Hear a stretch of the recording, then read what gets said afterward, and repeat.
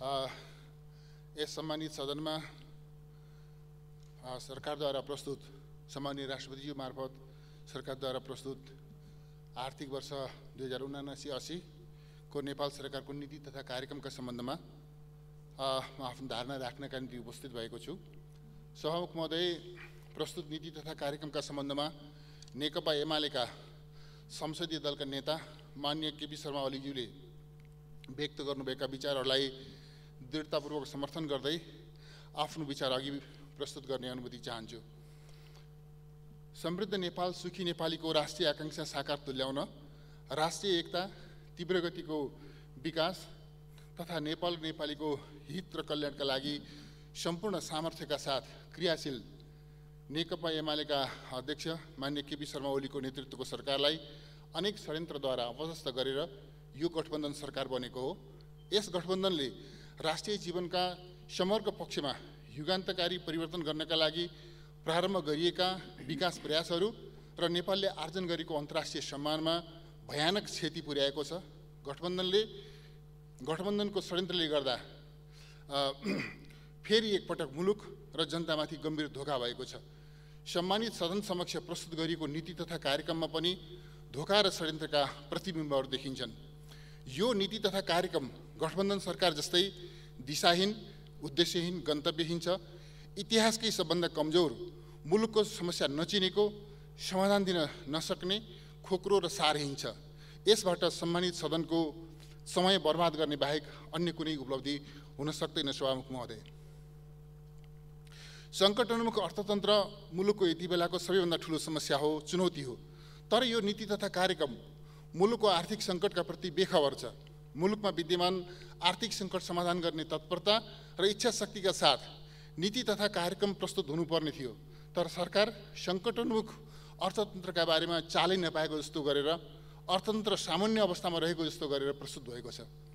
यो सरकारसँग मुलुकको अर्थतन्त्रलाई कुशलतापूर्वक नेतृत्व गर्ने र सफलतापूर्वक सञ्चालन गर्ने अपेक्षा गर्न सकिँदैन थियो भन्ने कुरा सरकारको गैरजिम्मेवार प्रस्तुति र अर्थतन्त्रमाथिको खेलवाडबाट पुष्टि हुन्छ। छिमेकी र अन्य मित्र राष्ट्रहरू तथा अन्तर्राष्ट्रिय समुदायसँग नेपालको हित अनुकूल आर्थिक सम्बन्ध विस्तार गर्न सरकारसँग कुनै नीति तथा कार्यक्रम छैन। अर्थतन्त्रलाई आत्मनिर्भर र प्रतिस्पर्धी कसरी बनाउने, आर्थिक वृद्धि दर कसरी उच्च बनाउने कुनै योजना छैन। यसले आर्थिक वृद्धिका स्रोतहरू र मुख्य क्षेत्रहरूलाई पहिचान गर्न सकेको छैन। रियल सेक्टरमा उत्पादन र उत्पादकत्व कसरी बढाउने, प्रतिस्पर्धी कसरी बनाउने, दिगो कसरी बनाउने नीति तथा कार्यक्रमले प्रस्ताव गर्न सकेको छैन। औद्योगिक क्षेत्रका समस्या, अवसर र कार्यान्वयनका रणनीतिहरू पहिचान नै गर्न सकेको छैन भने समाधानका कार्ययोजना ल्याउन सक्ने कुरै भएन। मेक इन नेपाल र मेड इन नेपाललाई गोलमटोल गरेर प्रस्तुत गरिएको छ। सरकारले यी अवधारणाहरू बुझ्नै सकेको छैन।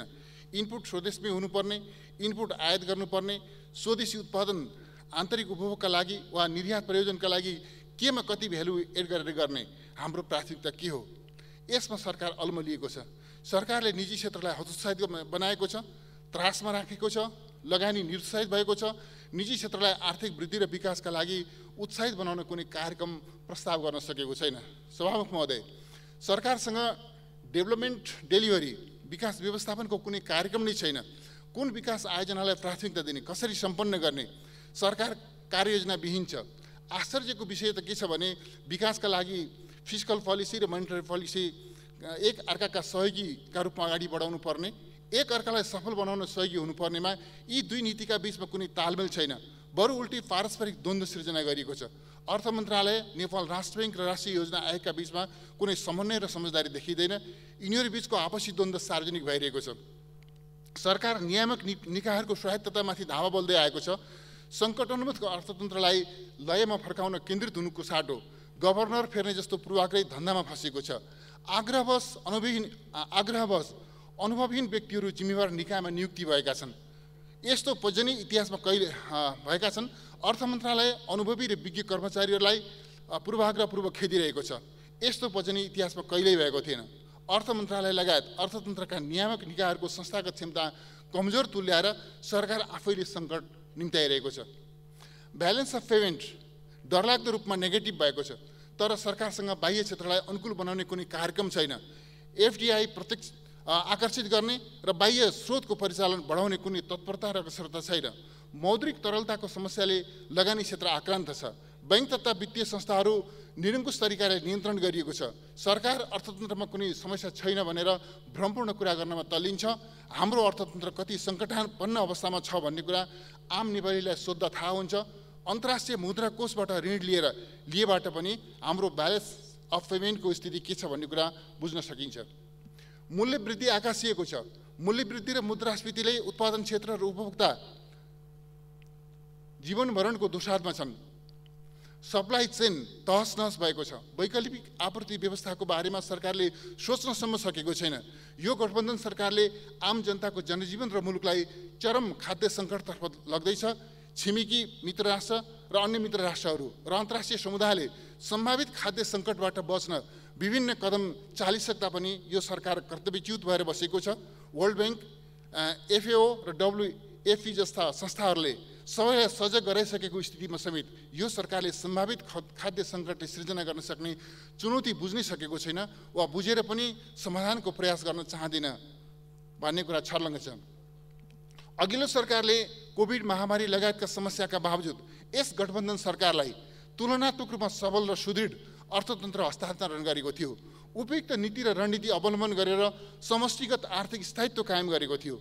त्यति बेला सबै आर्थिक परिसूचकहरू सकारात्मक थिए, तर गठबन्धन सरकारले मुलुकलाई आर्थिक दृष्टिकोणले सङ्कटोन्मुख अवस्थामा ल्याइ पुर्याएको छ।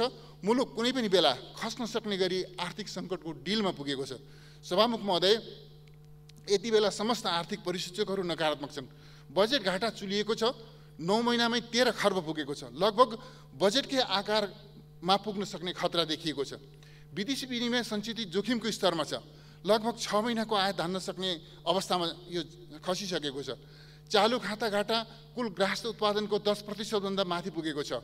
मूल्य स्तर ढाड सेक्ने गरी 7.28% बढेको छ। पुँजीगत खर्च निराशाजनक छ। 10 महिनामा 31% छ। हरेक महिना 10% पुँजीगत खर्च गर्ने सरकारको दाबी हावादारी साबित भएको छ। तरलता अभाव कहाली लाग्दो अवस्थामा पुगेको छ। बैङ्किङ प्रणालीमा लगानी योग्य पुँजी उपलब्ध छैन। उत्पादनका हरेक क्षेत्र त्रसित भइरहेका छन्। लगानीकर्ताहरू निरुत्साहित छन्। सभामुख महोदय, यस गठबन्धन सरकारले प्रतिस्थापन विधेयक मार्फत गलत नीति अघि सार्यो र हचुवाको भरमा पूर्वाग्रही भएर योजना काट्ने र थप्ने काम गर्यो। समग्र बजेट र कर नीतिमा समेत व्यापक हेरफेर गर्यो, जसले गर्दा मुलुकको अर्थतन्त्र सङ्कटोन्मुख अवस्थामा आइपुगेको हो। सरकारले प्रस्तुत गरेको दिशाहीन नीति तथा कार्यक्रम कार्यान्वयन गर्न ल्याइने बजेटले पनि अन्यलग्रस्त र दिशाहीन नै हुनेछ भन्ने कुरामा सहज ढङ्गले अनुमान गर्न सकिन्छ। सभामुख महोदय, नीति तथा कार्यक्रममा कर प्रणालीलाई पुनरावलोकन गर्ने कुरा उल्लेख गरिएको छ।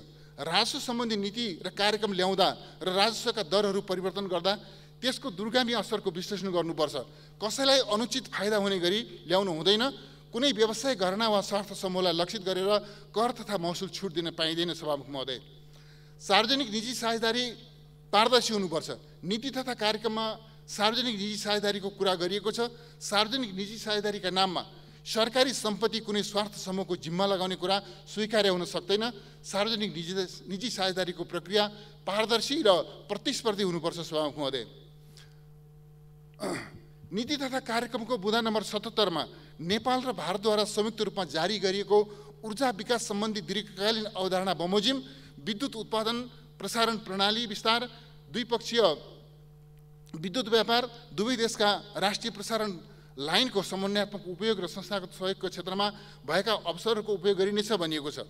उक्त दीर्घकालीन अवधारणा के हो? त्यो दीर्घकालीन अवधारणा के हो? नेपाल र भारत सरकारले कहिले, कुन अधिकारीले र कसरी संयुक्त रूपमा जारी गरेका हुन्? सम्मानित सदन यस विषयमा अनभिज्ञ छ। सभामुख महोदय, नेपाल र भारतद्वारा संयुक्त रूपमा जारी गरिएको उक्त अवधारणा पत्र यस सम्मानित सदनमा प्रस्तुत गरियोस्, आजै प्रस्तुत गरियोस् र अहिले नै प्रस्तुत गरियोस् भनेर म अनुरोध गर्न चाहन्छु। सभामुख महोदय, विकास आयोजनाहरूमा चाहिँ यो नीति कार्यक्रम पूर्वाग्रही छ भन्ने कुरो छर्लङ्ग छ। नीति तथा कार्यक्रममा एकातिर हावादारी प्रस्ताव प्रस्तुत गरिएको छ। एउटा प्रदेशमा 2वटा मेडिकल कलेज स्थापना गर्ने हावादारी कुरा गरिएको छ। सुरु गरिएका, अगाडि बढाएका मेडिकल कलेजहरूलाई हरेक प्रदेशमा एउटा मेडिकल कलेज स्थापना गर्ने पूर्ववर्ती सरकारले अगाडि बढाएका कार्यक्रमहरूलाई च्यात्त छोडेर हरेक प्रदेशमा 2टा मेडिकल कलेज को चाहिँ हावादारी कुरा गरिएको छ। तर अर्कोतर्फ राज्यले लगानी गरेका प्रक्रियामा निकै अगाडि बढेका आयोजनाहरूलाई व्यवस्था गरिएको छ। नेकपा एमाले नेतृत्वको सरकारले समृद्ध नेपाल सुखी नेपालीको राष्ट्रिय आकांक्षालाई सफल पार्न सुरु गरेका विकास आयोजनाहरूलाई यो सरकारले पुरै व्यवस्था गरेको छ, अलपत्र छाडेको छ। उदाहरणको लागि म भन्न चाहन्छु सभामुख महोदय, महानगरहरूको गृहयोजना, महानगर एउटा गृहयोजना अन्तर्गत पूर्वाधार निर्माणको कामलाई व्यवस्थित ढङ्गले अगाडि नबढाउने हो भनेदेखि हाम्रो देश एउटा अव्यवस्थित हुँदै जाने स्थिति छ। त्यसले गर्दा महानगरहरूको गृहयोजना बन्नुपर्छ भन्ने त्यो दृष्टिकोण अघि सारेको थियो। बृहत लुम्बिनीको गृहयोजना निर्माण गर्ने कुरा अघि सारेका थियौँ हामीले। पूर्ववर्ती सरकारले प्रत्येक पालिकामा प्राविधिक विद्यालय स्थापना गर्ने, प्राविधिक जनशक्ति उत्पादन गर्ने कार्यक्रम अघि सारेका थियो। राष्ट्रपति शैक्षिक सुधार कार्यक्रम अन्तर्गत सार्वजनिक विद्यालयहरूको पूर्वाधार 3 वर्षभित्र निर्माण गरिसक्ने कार्यक्रम अघि सारिएको थियो। रत्न राजमार्ग, सिद्धार्थ राजमार्ग जस्ता राजमार्गहरूलाई स्तरोन्नति गर्ने, डेडिकेटेड डबल लेनमा स्तरोन्नति गर्ने कार्यक्रम अघि सारिएको थियो। कालीगण्डकी तिनौट डाइभर्सन जसका निम्ति राज्यले निकै ठुलो लगानी समेत गरिसकेको छ, यी यस्ता आयोजनाहरूलाई अगाडि सार्ने कार्यक्रम थियो। प्रत्येक पालिकामा 15 वा 2500 अस्पतालहरू निर्माण गर्ने कार्यक्रम अघि सारिएको थियो। हाई अल्टिच्युड स्पोर्ट्स कम्प्लेक्सहरू निर्माण गर्ने र नेपालमा स्पोर्ट्स टुरिज्मलाई पनि प्रमोसन गर्ने कुरा थियो। गौतम बुद्ध अन्तर्राष्ट्रिय विमानस्थलको दोस्रो चरणको काम अगाडि बढाउने कुरा थियो। सभामुख महोदय, यी कुनै पनि चिजहरू छैनन्। त्यति मात्र होइन, हामीले सिग्नेचर ब्रिजको नयाँ कन्सेप्टलाई पनि अघि सारेका थियौँ। यी सबै चिजहरू पूर्ववर्ती सरकारले अघि सारेका, देशको समग्र विकासका निम्ति दीर्घकालीन र दूरगामी महत्त्वका यस्ता आयोजनाहरूलाई च्यात्त छोडेर नयाँ चिजहरू गर्न अघि सारेको छ। सभामुख महोदय, यसले चाहिँ सरकार निरन्तरतामा चल्छ भन्ने कुरालाई मात्रै व्यवस्था गरेको छैन, राज्यको रिसोर्सलाई ठिक ढङ्गले सदुपयोग गर्नका निम्ति पनि यो सरकार तत्पर छैन भन्ने कुराको सङ्केत यसले गर्छ। सभामुख महोदय, बजेटको स्रोतको अनुमान यथार्थपूर्वक हुनुपर्छ भन्ने म ठान्दछु। यो नीति तथा कार्यक्रमले बेरोजगारी, गरिबी निवारण, समाज कल्याण र समाजमा व्याप्त विपन्नता तथा असमानता जस्ता ज्वलन्त समस्यालाई सम्बोधन गर्न सकेको छैन। यो देशलाई थप र गम्भीर सङ्कटतर्फ लैजान र विकास तथा जनसेवाका कार्यहरू अवरुद्ध गर्नका लागि मात्र सहयोगी हुने कुरा निश्चित छ। यसले स्रोतको यथार्थपूर्वक अनुमानमा आधारित भएर बजेट निर्माण गर्नका लागि समेत मार्गदर्शन गर्न सक्दैन भन्ने मेरो ठहर छ। सभामुख महोदय, अर्थतन्त्र सङ्कट उन्मुख हुँदै गएको वर्तमान समयमा बुढी गण्डकी जस्ता आयोजनाहरू नेपाल सरकारले आफ्नै स्रोतबाट निर्माण गर्ने हावादारी कुरा गरिएको छ।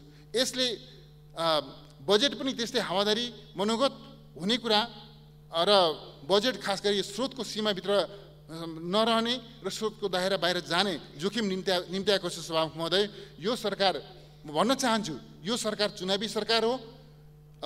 हामी मङ्सिरभित्र चुनाव सम्पन्न गरिसक्न संवैधानिक रूपमा हाम्रो चाहिँ अभिभारा छ। त्यसले गर्दा यो सरकारले दीर्घकालीन रूपमा आर्थिक दायित्व थप्ने प्रकृतिका र भोलि आउने सरकारलाई बोझ थप्ने प्रकृतिका कार्यक्रमहरू यसले ल्याउन सक्दैन, ल्याउन मिल्दैन। त्यसो गर्न यसलाई अनुमति छैन भन्ने कुरा पनि म स्पष्टसँग राख्न चाहन्छु। र जनमतलाई दिग्भ्रमित गर्ने गरिकन पपुलिस्ट प्रकृतिका कार्यक्रमहरू ल्याउने समेत पनि यसलाई अनुमति छैन भन्ने कुरा म राख्न चाहन्छु। सम्मानित सभामुख महोदय, खास गरिकन अहिले केही मिडियाहरूमा बजेट कस्तो बन्दैछ भन्ने विषयमा बजेटका छनकहरू आइरहेका छन्। बजेटको गोपनीयताको प्रश्न त आफ्नो ठाउँमा छँदैछ। सभामुख महोदय, बजेटमा के कस्ता विषयहरू समावेश गरिँदैछन् भन्ने विषयहरूलाई सार्वजनिक चर्चाको विषय बनाएर जुन ढङ्गले चाहिँ गर्न खोजिरहेको छ, त्यसका लक्षणहरू, त्यसका छनकहरू देखिएका छन्। खास गरिकन पपुलिस्ट कार्यक्रमहरू लिएर आउने र राष्ट्रले धान्न नसक्ने त्यस प्रकृतिका कार्यक्रमहरू अघि सार्ने सरकारको तयारी छ भन्ने देखिन्छ। म फेरि दोहोऱ्याएर भन्न चाहन्छु सभामुख महोदय, यो सरकारलाई दीर्घकालीन महत्त्वका कार्यक्रमहरू, योजनाहरू अघि सार्ने अनुमति छैन र यसले खास गरिकन नयाँ निर्वाचित सरकारलाई बोझ, सरकारको चाहिँ दायित्व थपिने प्रकृतिका कार्यक्रमहरू गर्न सक्दैन। यो आफ्नो सीमालाई, सरकारका सामुन्नेमा जुन सीमा छ, संवैधानिक रूपमा कानुनी रूपमा जुन सीमा छ, त्यो सीमालाई बुझेर यो चुनावी सरकार हो भन्ने कुरामा एक्का राखेर बजेट आउनुपर्छ भन्ने कुरा म भन्न चाहन्छु। र नीति कार्यक्रमले जुन खालको लक्षण देखाइरहेको छ सभामुख महोदय, यो नीति कार्यक्रमको लक्षण चाहिँ राम्रो छैन। यो नीति कार्यक्रमको आलोकमा, यसको मार्गदर्शनमा, यसको निर्देशनमा यदि बजेट आउने हो भनेदेखि यो बजेट मुलुकका लागि आजका समस्या चिनेको र समाधानको दृष्टिकोण दिएको होइन, मुलुकका लागि बोझ हुने प्रकृतिको बजेट आउनेवाला छ भन्ने कुरा सहज ढङ्गले अनुमान गर्न सकिन्छ। सभामुख महोदय, म दुईटा विषयमा अलिकति जोड दिएर भन्न चाहन्छु। एउटा के छ भनेदेखि कालीगण्डकी 3औं डाइभर्सन आयोजना। कालीगण्डकी 3औं डाइभर्सन आयोजना राज्यले लामो समयदेखि करिब 1 दशक अगाडिदेखि लगानी गरेको आयोजना हो। त्यसको चाहिँ प्रारम्भिक अध्ययन सकिएको छ, त्यसको डिपिआर पनि अन्तिम चरणमा आइपुगेको छ, राज्यले निकै ठुलो लगानी गरिसकेको छ। सभामुख महोदय, म सोध्न चाहन्छु यो सरकारलाई, कालीगण्डकी 3औं डाइभर्सन आयोजनाबाट यो सरकार पछि हटेको हो?